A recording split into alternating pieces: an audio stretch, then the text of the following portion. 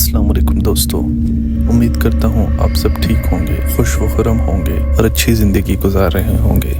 मेरा नाम डॉक्टर सकलैन नकवी है और मेरे YouTube channel Urdu horror stories में आप सबको खुशामदीद। अगर आप न्यू हैं तो मैं आपको बताता चलूँ कि हमारे चैनल पे आपकी भेजी हुई हॉरर किस्से कहानियाँ सुनाए जाते हैं जो बिल्कुल सच पे मबनी होते हैं। तो हमारे चैनल को सब्सक्राइब करें, लाइक करें और कमेंट में अपनी राय ज़रूर दें क्योंकि ये हमारे लिए बहुत बड़ी मोटिवेशन है। आज की कहानी शुरू करने से पहले एक पैगाम मेरे तमाम तर व्यूअर्स के लिए हमेशा की तरह कि हमेशा बावजू रहें और अपने इर्द गिर्द देख लीजिए और आयतुल कुर्सी पढ़ लीजिए ताकि अल्लाह सुब्हानहू तआला हमें तमाम तर मखलूक़ात से महफूज फरमाए।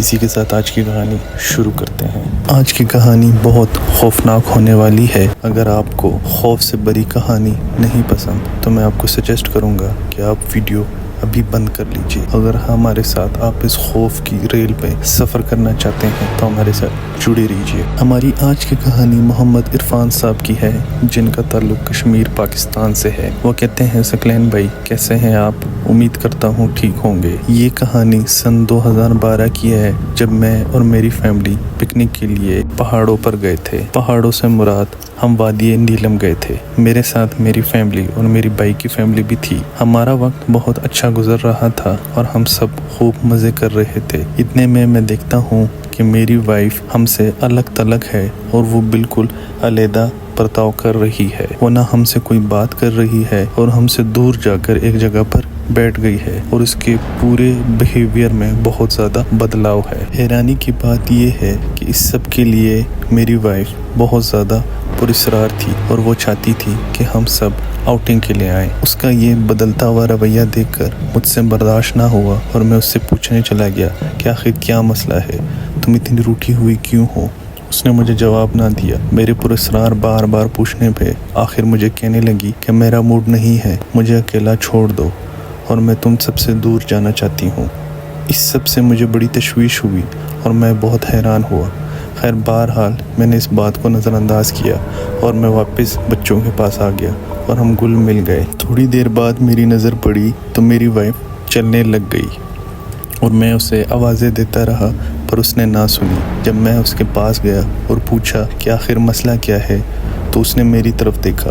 मेरी वाइफ की आंखें लाल थी और उसकी आवाज़ बदल सी गई थी जैसे कोई मर्द बोल रहा हो। ये देखकर मैं बहुत डर गया। डरी हुई दबी आवाज़ में पूछा कि तुम कौन हो, इज़ दिस यू। तो मुझे आगे से आवाज़ आई कि मैं एक आसेब हूँ और मैं रूह हूँ और मुझे इस रूह से प्यार है, अब मैं इसको नहीं छोड़ूंगा। ये सुनकर मेरे औसान ख़ता हो गए और मैं दुआ करने लगा। मैं भागम भाग अपने भाई के पास गया, अपनी फैमिली को इकट्ठा किया और ये तमाम तर मामला जो मैंने देखा अपने भाई को भी सुनाया। ये सुनकर मेरा भाई भी परेशान हो गया और हम सब ने वहाँ से वापस जाने का फ़ैसला किया। रास्ते में मेरी वाइफ की हालत और ख़राब होने लगी। वो चीखने चिल्लाने लगी और कहने लगी मुझे घर नहीं जाना, मुझे वापस ले जाओ वरना मैं चलती गाड़ी से जान दे दूँगी। जैसे तैसे करके बड़ी मुश्किल से हम घर पहुँचे और इसे मैंने एक अकेले कमरे में बंद कर दिया। अब परेशानी की आलम में मुझे कुछ समझ ना आया कि मैं क्या करूं। मेरी वाइफ जोर जोर से चिल्ला रही थी, उसकी आंखें लाल थी और वो अपने बदन से अपने कपड़े नोच रही थी और वो अजीब व गरीब बातें कर रही थी। आवाज़ तो बिल्कुल भी मेरी वाइफ की अपनी ना थी। वो एक मर्दाना आवाज़ में ज़ोर ज़ोर से चिल्ला रही थी कि मैं इसका आशिक हूँ और बहुत वक्त से मैं इसका इंतज़ार कर रहा था। मुझे एक बुज़ुर्ग ने कैद किया था, आज मुझे खलासी हुई है, अब मैं इसको नहीं छोड़ूंगा, मैं इसके साथ रहूँगा। तुम लोगों ने जो करना है कर लो, अब मेरी दिली मुराद पूरी हुई। इरफान भाई कहते हैं यहाँ पर मैं एक चीज़ बताता चलूँ कि मेरे ससुराल में जिन्नात के वाक़े बहुत से होते रहते हैं और इस तरह के वाक़यात वहाँ पर आम हैं। मेरी सास के साथ भी ऐसे वाक़यात गुजर चुके हैं और इनके साथ भी जिन्नात का होना पाया गया है।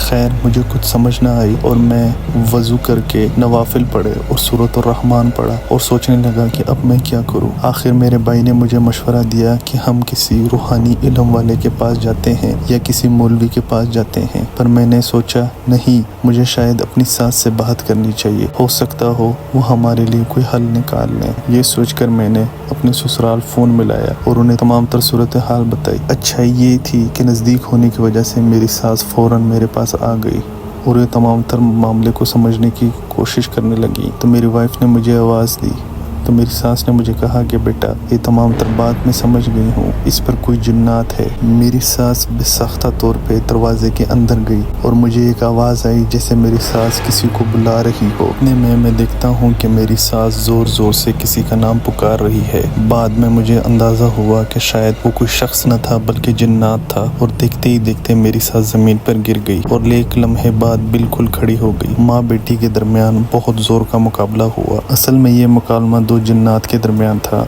जो बात मुझे बाद में समझ आई। मेरी हालत ये देखकर पतली हो गई और मैं तिलावत और ज़ोर ज़ोर से करने लगा। कुछ देर बाद मुझे एक चीख की आवाज़ सुनाई दी और मेरी सास ने उस चीख के बाद मुझे अंदर बुलाया, और इनकी आवाज़ से मालूम होता था कि वो अभी भी जिन के असर में हैं। वो कहती थी कि बेटा यहाँ आओ, मैं ठीक हूँ। मेरी सास ने मुझे बताया कि वो एक काफिर जिन था जो मेरी बेटी के जिस्म को नुकसान पहुंचाना चाहता था, और वो एक जिस्म की तलाश में था जो उसे अपना कैदी बनाना चाहता था और कैद में रखना चाहता था। अब वो यहाँ से चला गया है और वो कभी नहीं आएगा। ये कहकर मेरी सास भी वापस बेहोश हो गई। चंद घंटों बाद माँ बेटी को दोनों को होश आया तो बिल्कुल ठीक थे, और पुरानी बात जब मैंने पूछने की कोशिश की तो उन्हें कुछ याद नहीं था। मेरी सास मुस्कुरा के बोली कि अब सब ठीक है, और ये कहकर वो अपने घर वापस चली गई।